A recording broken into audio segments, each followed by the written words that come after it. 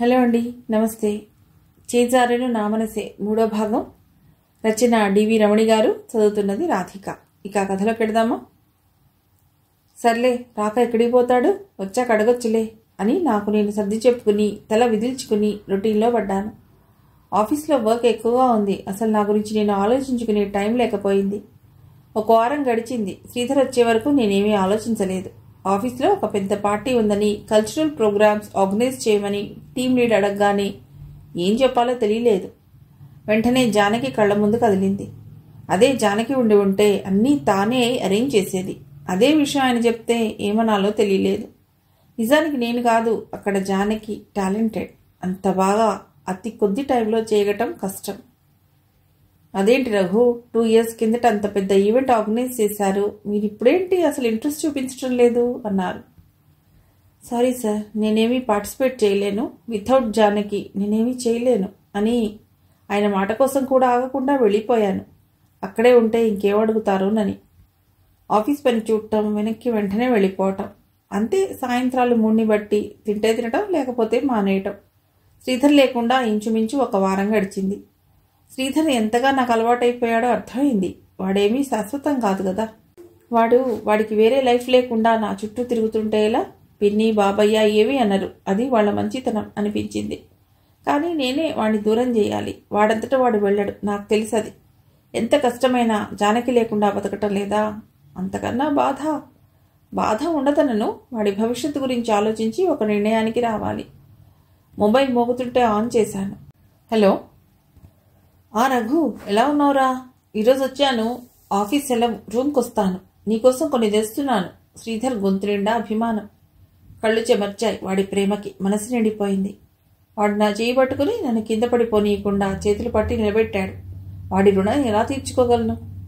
అమ్మా, నాన్న నా కోసం బాధపడటంలో న్యాయం ఉంది. వాడు నాకు పిన్ని కొడుకు. ఇద్దరికి 3 నెలలు తేడా, అంతే. నేను పెద్దవాడిని జులుం చేస్తూ ఉండటం, వాడు దాన్ని సంతోషంగా తీసుకోవటం నాకు ఆశ్చర్యం కలిగిస్తూ ఉంటుంది. ఆనందం కూడా ఉంటుంది. అన్నిటికన్నా జానకి వాడికి రాఖీ కట్టి అన్నం చేసుకుంది. ఇద్దరిది ఒకే పార్టీ. ఇద్దరు కలిసి నాకు ఎన్నోసార్లు ఎంతో ఆనందాన్ని ఇచ్చారు. జానకి వెళ్ళిపోవటం, నాకన్నా వాడు ఎక్కువ బాధపడ్డాడంటే అతిశయోక్తి కాదు. వాడి కోసం నేను ఎంతగా ఎదురు చూస్తున్నానో. మరి దూరం చేసుకోవటం ఎలా? అసలు ఎందుకు దూరం చేసుకోవాలి? ఇలా పొంతలేని ప్రశ్నలు వేధిస్తున్నాయి నన్ను. రూమ్కి వెళ్ళి లాక్ తీసి లోపలికి వచ్చాను. డ్రెస్ కూడా చేంజ్ చేసుకోకుండా సోఫాలోనే పడుకుండిపోయాను. అలసటగా ఉంటే మంచిళ్ళు కూడా తాగాలనిపించడం లేదు. ధన్నమని తలుపు తోసి లోపలికి వచ్చాడు శ్రీధర్. వాడొక సుడిగాలి లాంటి వాడు. వస్తూనే, అసుర సంధ్య వేళ నిద్ర విట్రా, చూడు నీకోసం ఎన్ని తెచ్చాను అని లేపుతూ లైట్ ఆన్ చేశాడు. లేచి కూర్చున్నాను. ఎప్పట్లా స్వీట్స్ అన్ని రకాలు తెచ్చినవి టేబుల్ మీద పెట్టాడు. ఏమిట్రా, ఆఫీస్ నుంచి వచ్చి అలాగే పడుకున్నావా?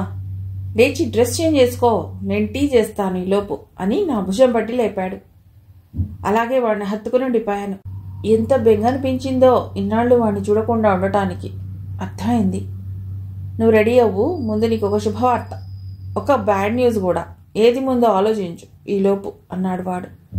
నేను లోపలికి వెళ్ళిపోయాను అన్రియాక్టివ్గా. నాకు తెలుసు వాడు నన్నే చూస్తున్నాడని. వాడిచ్చిన మాట ప్రకారం టీ చేశాడు. వేడిగా అల్లం టీ తాగుతుంటే ప్రాణం లేచొచ్చింది.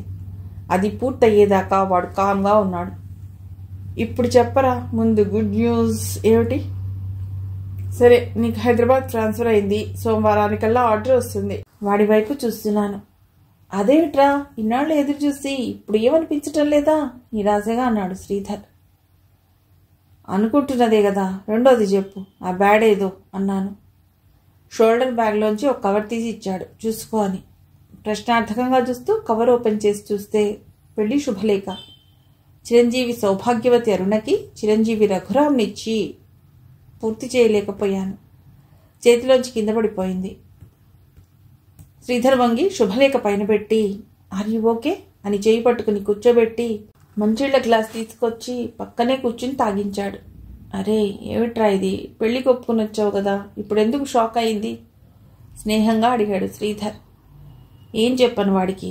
వస్తుందని తెలుసు. ఈరోజు ఇంత త్వరగా వస్తుందనుకోలేదురా. నా మనస్సు ఎంత ఎదురు తిరుగుతుందో నీకు ఎలా చెప్పను? బాధగా అన్నాను. పెద్దమ్మ చెప్పిందిరా, నిన్నొక్క నిమిషం కూడా వదలొద్దని. కాసేపు ఆఫీస్ గురించి చెప్పు, ఏమిటి సంగతులు? వీణ నన్ను అడుగుతోందా ఏమిటి మా దోస్త్ ఇంకా రాలేదని? టీం లీడ్ ఏమంటున్నారు?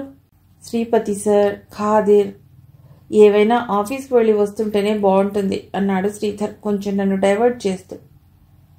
ఆఫీస్లో ఎప్పుడు ఉండే పనే, ఎప్పుడు ఉండేవాళ్ళమే. కోర్టు పని ఏమిటి? ప్రాపర్టీ గురించి ఏదో అన్నా, ఏకంగా వారం లీవ్ తీసుకున్నా అన్నాను. నాకు తెలియదు సరిగ్గా. మా నాన్న మీ నాన్న నన్ను తోడు తీసుకుని మనూరికి తీసుకెళ్లారు. ఏదైనా కంప్యూటర్ పని అయితే నేను చేయాలి, లేకపోతే వాళ్ళిద్దరూ మాట్లాడుకుంటూ ఏవేవో ప్లాన్స్.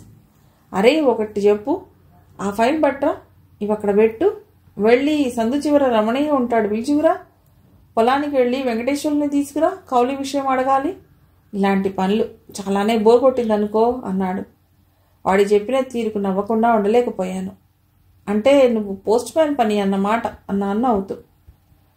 డిన్నర్ సంగతి ఏం చేసావురా? చాలా రోజులైంది, పిజ్జా తెప్పించుకుందామా అని శ్రీధర్ అడిగి నేను జవాబు చెప్పేలోపే ఆర్డర్ కూడా ఇచ్చాడు. కూర్చుని టీవీలో ఇంగ్లీష్ ఫిలిం చూస్తూ కూర్చున్నా. టైం అలా గడిచిపోతోంది శ్రీధర్ నా పక్కనుంటే. ఇప్పుడు ఆ చోటుకి ఎసురొచ్చినట్లు అనిపించింది. పక్కన ఎవరినైనా భరించగలడా? రాత్రి 11 గంటల వరకు మాట్లాడుకున్నాక శ్రీధర్ పడుకున్నాడు. నేను లేచి బాల్కనీలోకి వచ్చి కూర్చున్నాను. పున్నమి చంద్రుడు మేఘాల మాటు నుంచి అప్పుడప్పుడు కనిపిస్తున్నాడు. చల్లటి గాలి వెన్నెలతో పాటు మరువం సువాసన కూడా. మనసంతా చేదుగా అయిపోయింది. ఆ రోజు ఇలాగే జానకి ఒక్క షీట్ నా ముందుంచి, రాజు ఒక మాట అడగనా, ముందిది చూడు అని నా ముందుంచింది. ఎంతో కలర్ఫుల్గా డిజైన్ చేసింది. శుభలేఖ. చిరంజీవి రఘురాంకి చిరంజీవి లక్ష్మీ సౌభాగ్యవతి జానకి రాణినిచ్చి వివాహం చేయుటకై పెద్దలు అని ఆగిపోయింది. ఏమిటిది జాను, శుభలేఖ ఇంతకుముందు రాస్తున్నావు? మనకి కెనడా యూనివర్సిటీలో సీట్ వచ్చింది కదా, కెనడా వెళ్దాం అనుకున్నాము. వెళ్లే ముందే పెళ్లి చేసుకుని వెళదామని ఆలోచించాం కదా. అవును నిజమే, మరి నీ సందేహం ఏంటి? ఏముంది, ఇక్కడ నాకు పెద్దలు ఎవరు లేరు కదా, నా వైపు ఎవరున్నారని. పెళ్లిలో అంతా అడగరా, అమ్మాయి తల్లి తండ్రి ఏరి, ఏ నగలు పెట్టారు వగైరా. సన్నని నీటి పొర జానకి కళ్ళల్లో. చప్పున దగ్గర తీసుకుని, చూడు జాను, నేను ఇబ్బంది పెట్టేది నాకొద్దు. మనం రిజిస్టర్ మ్యారేజ్ చేసుకుందాం.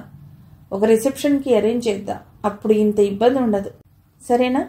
ఫీల్ అవ్వకు ప్లీజ్. నా కోసం నువ్వు ఇలా బాధపడితే నేను తట్టుకోలేను. దగ్గరగా హత్తుకున్న జానకి చిన్నగా ఏడవటం తెలుస్తూ ఉంది. ఇంకొంచెం దగ్గర తీసుకుని, చూడు, ఈ పండు వెన్నెల చల్లగాలి పంచభూతాల సాక్షిగా చెప్తున్నాను. నా మనసుకి ఎప్పటికీ నువ్వే నా సర్వస్వం, నా భార్యవి మనస్ఫూర్తిగా అన్నాను. అలా చాలాసేపు ఉన్నా. రాజా, నాకు అదృష్టం ఉందా? నిజంగా మీ ఇంట్లో నన్ను ఆదరిస్తారా? కోడలు దర్జా ఇస్తారా? నేను చాలా బాగా చూసుకుంటాను రాజా. ఏడుస్తూ మధ్య మధ్య అంటోంది జానకి. నా మనసు ద్రవించిపోతోంది. ఎలా ఉపశమనివ్వటం నాకు తెలియటం లేదు. నెమ్మదిగా నడిపించుకుంటూ మంచం వరకు తీసుకువెళ్ళి పడుకోబెట్టాను. జుట్టు సవరిస్తూ ఎన్నో ప్రమాణాలు చేశాను. క్రమంగా నిద్రపోయింది. అది ఓదార్పో, నమ్మకమో, ఆలంబనో, మనసు సేద తీరిందో మరి నిద్రపోయింది. కానీ నాకు నిద్ర రాలేదు. నిజంగా అది అంత పెద్ద సమస్య అని మొదటిసారి ఆలోచించాను. మర్నాడు శ్రీధర్కి ఫోన్ చేసి జరిగింది చెప్పాను. వాడు వెంటనే బయలుదేరి వచ్చేశాడు. యూనివర్సిటీకి ఒకసారి వెళ్ళి చూసుకుని వద్దామనే ప్రపోజల్ జానకిదే. ఇంకో 4 రోజుల్లో మాకు పర్మిషన్ దొరికింది. ఆ రోజు జానకి గంతులేసింది. అంత సంతోషంగా జానకిని చూడలేదు. నా మీద చుట్టూ చేతులేసి, రాజా మనం నిజంగా కెనడా వెళ్తున్నాం కదూ అంటూ ఆ చేతులు పట్టుకు గిరగిరా తిరిగింది. ప్రతిరోజు ఎంతో ఉత్సాహంగా షాపింగ్ చేసుకున్నా. జానకికి అన్నీ కొనిపెడుతుంటే తన కళ్ళల్లో కనిపిస్తున్న ఆనంద సాగరంలో మునిగిపోతున్నాను. హైదరాబాద్ తీసుకెళ్లాను జానకిని అమ్మా నాన్నలకి చూపించటానికి. జానకి అందరికీ నచ్చేసింది. జానకి భయాలన్నీ కూడా పటాపంచలైపోయాయి. అప్పటి నుండి జానకి అందమైన కలలుగంటూ నాకు చెప్తూ సంతోష తరంగాల్లో తేలిపోతోంది. అంత ఆనందం చూస్తూ మురిసిపోవటం నా వంత అయింది. కెనడాలో టొరంటోలో మా బుజ్జి అత్త ఉంటారు. తన పేరు సుభాషిణి. అంతా బుజ్జి అనే అంటాం. మేమందరం చాలా క్లోజ్ మా అత్తతో. మా ప్రయాణం కేవలం అత్త ఇచ్చిన సపోర్ట్తోనే సాధ్యమైంది. నిజానికి మా నాన్న కజిన్ తను. కానీ సొంత మనిషిలాగా తోడుండే అత్త అంటే మా అందరికీ మొదటి నుండి ఒక రోల్ మోడల్. తనే అన్ని అరేంజ్ చేసింది. మా కెనడా ప్రయాణం ఒక అందమైన అనుభూతిని మిగుల్స్తుందని, ముఖ్యంగా జానకి ఆనందం కోసం వెళ్లాలని అనుకున్నా. నిజానికి నాకు అంత వెళ్లాలని లేకపోయినా జానకి కోసం, కేవలం తన ఆనందం కోసం బయలుదేరటానికి రెడీ అయ్యాను. ప్రయాణం దగ్గరవుతున్న కొద్దీ ఉత్సాహంగా ఉంది. అమ్మని విడిచిపెట్టలేదు. అత్త అత్త అంటూ తిరుగుతూ ఉంది. ప్రతిదీ అమ్మతో మాట్లాడుతూ, అమ్మ చెప్తే వింటూ, బోల్డన్ని కబుర్లు. అంతం లేకుండా బెంగళూరు వచ్చాక కూడా అమ్మతో మాట్లాడేది. నేను చాలా ఎక్కువ సంతోషించానేమో తెలియదు. మేమెదురు చూసిన ఆ రోజు వచ్చేసింది. కేవలం మా ప్రయాణం 15 రోజులే. అన్నీ సర్దుకున్నా. 2 విషయాలు మనసుకి ఎంతో ఆనందాన్ని ఇస్తున్నాయి. ఒకటి సీట్ రావడం అయితే, ఇంకొకటి ముందు వెళ్ళి ఒకసారి ప్లెజర్ ట్రిప్లా ఫ్రెండ్స్తో కలిసి వెళ్ళటం. నేను, స్వర్ణలత, శ్రీధర్, జానకి, సుమన్ చక్రవర్తి, సాయి కలిసి వెళ్తున్నా. మాతో పాటు శ్రీలక్ష్మక్క, బావ కూడా వస్తున్నారంటే చెప్పలేనంత ఆనందం. ఒక్కొక్కళ్ళం ఒక్కొక్క పని చేసుకుని ప్లాన్ ప్రకారం బయలుదేరా. ఫ్లైట్ ఎక్కే వరకు ఉన్న సందడి వేరు, ఎక్కాక వేరు. బెంగళూరు నుంచి దుబాయ్ వరకు ఒక ఫ్లైట్, దుబాయ్ నుంచి కెనడా ఒక ఫ్లైట్. జానకిని అంత హుషారుగా నేను ఎప్పుడూ చూడలేదు. నవ్వు చెదరలేదు. పాటలు పాడుతూ అందరినీ హుషారు చేస్తుంటే కొత్తగా చూస్తున్నాను. Toronto, YZ, Lester B Pearson ఎయిర్పోర్ట్కి బుజ్జి అత్త, మోహన్ మావయ్య వచ్చారు. నేను, శ్రీధర్, జానకి, శ్రీలక్ష్మక్క, బావ, అత్త వాళ్ళింటికి. మిగతా వాళ్ళంతా హిల్టన్ హోటల్లో ఉన్నారు. ఆ ఏర్పాటు స్వర్ణలత వాళ్ళ డాడీ చేశారు. ఎంతసేపు శుభలేఖ చూసినా పేర్లు మారవురా రఘు. భుజం మీద చేయి వేసి శ్రీధర్ పిలిస్తే ఈ లోకంలోకి వచ్చేసాను. నిజమేరా, బాధగా అన్నాను. నువ్వు ఒక పని చేయరా. ఏమిటది? ఇప్పుడు ఏమన్నా మార్పు జరిగే అవకాశం ఉందంటావా? నిరాశగా అన్నాను. అరే, జీవితాన్ని నైరాశ్యంలో ముంచకు. అమ్మా నాన్న గురించి కూడా ఆలోచించరా. వాళ్ళేమవ్వాలి? ముఖ్యంగా అమ్మమ్మ నీకోసం ఎంత బాధపడిందో గుర్తుందా? అటాక్ కూడా వచ్చింది. చూడు, ఇంకొకరి ఆనందం కోసం ఏం చేసినా కలిగే ఆనందం వేరు. సాధ్యమైనంత ఓదార్పిస్తూ అన్నాడు శ్రీధర్. నా కళ్ళల్లో నీళ్లు రావటం లేదు. కానీ అంతకు మించిన మంట గుండెల్లో దహించి వేస్తూ నివురుగప్పి కొంతసేపు పక్కకి జరిగినా మళ్ళీ ఆ బాధ ముందుకొస్తూ ఉంటుంది. కరువు తీరా ఏడవాలని ఒక్క చుక్క కళ్ళలోకి రాదు. చూడరా, నీ కళ్ళు ఎలా తయారయ్యాయో. అంత నిర్వేదంగా ఉంటాయిలా. కొంచెం ఉత్సాహం అరువు తెచ్చుకో, బతిమిలాడుతున్నాడు శ్రీధర్. సరేరా, అది ఇస్కాన్ టెంపుల్లో దొరుకుతుందా? సీరియస్గా అడిగాను నవ్వకుండా. వాడు నవ్వేశాడు. పద, మన టీం లీడ్ని అడుగుదాం. ఆఫీస్కి రెడీ అవ్వు, తప్పదు గాని అని తొందర చేశాడు. అక్కడి నుంచి తయారై ఆఫీస్కి బయలుదేరాం. వెళ్ళగానే టీం లీడ్ దగ్గరికి వెళ్ళాం. ఏరా, ఆయన ఏమడుగుతావు? నీ ఆర్డర్స్ ఇంకా రాలేదుగా. అది కాదు, వేరే ఆఫీస్ పని అన్నాను.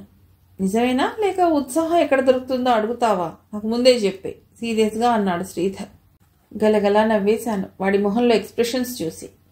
ఇలా నవ్వుతూ ఉంటారా రఘు అన్నాడు నన్నే చూస్తూ. నాకు నవ్వుతూ ఉండాలి అనే ఉంటుంది, కానీ నా గతం నన్ను వెంటాడుతూనే ఉంటుంది. ఎంత ప్రయత్నం చేసినా నా కళ్ళ ముందు నుంచి చెదరదు. ఎంత డైవర్ట్ చేసుకున్నా మళ్ళీ ఫస్ట్ స్క్వేర్కి వస్తూ ఉంటుంది.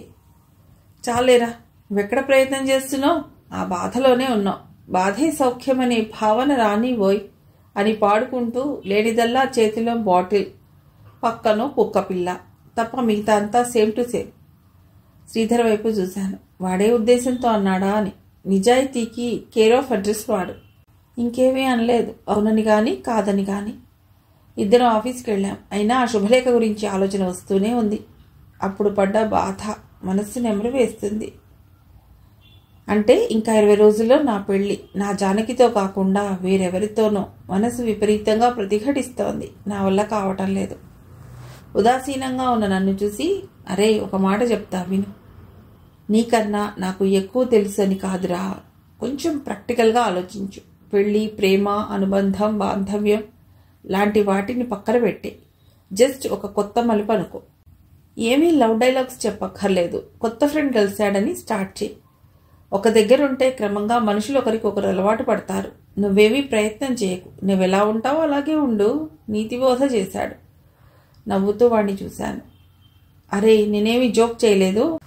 నేను నీ పరిస్థితిలో ఉంటే ఏం చేస్తాను అని అనుకుంటుంటే వచ్చిన ఆలోచన ఇది. నీకు నచ్చకపోతే ఆ మాట సగంలోనే ఆపేశాడు.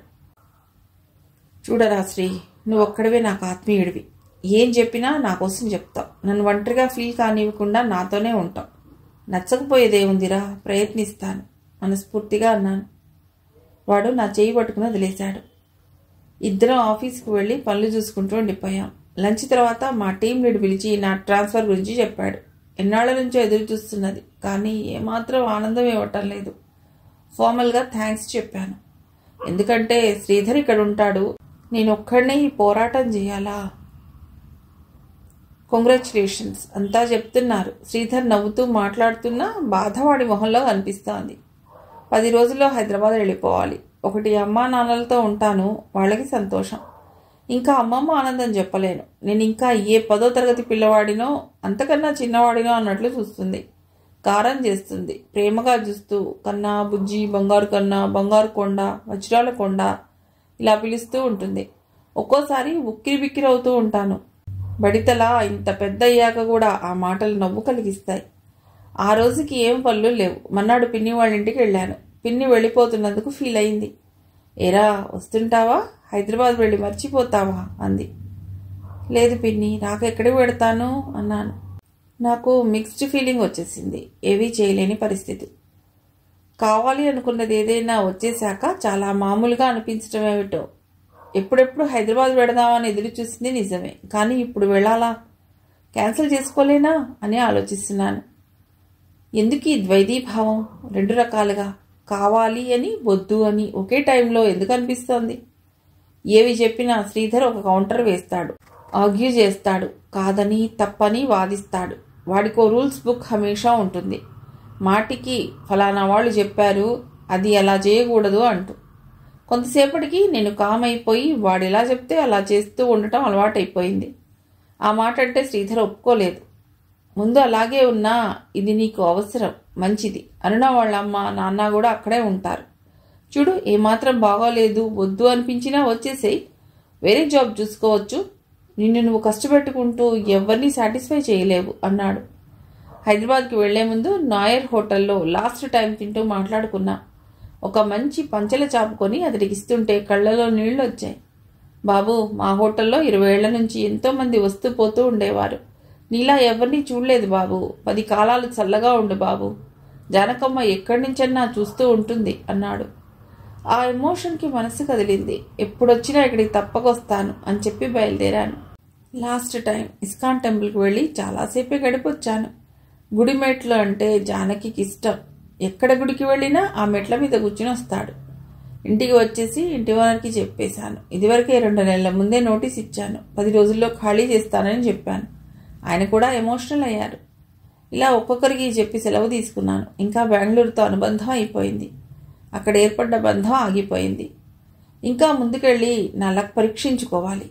వీలైనంత పాజిటివ్గా ఉండే ప్రయత్నం, నన్ను నేను ముందుకు నడిపించే ప్రయత్నం, కొత్త జీవితం ప్రారంభించేందుకు సమీకరించుకుంటూ సర్దుకోవటం మొదలెట్టాను. శ్రీధర్ నేను కలిసి సామాన్లన్నీ ముందు ట్రక్లో హైదరాబాద్లో పంపేశాను. ఆఫీస్లో సెండ్ ఆఫ్ పార్టీ అయ్యింది.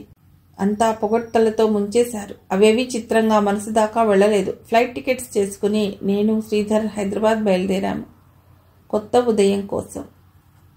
మిగిలిన కథ తర్వాతి భాగంలో.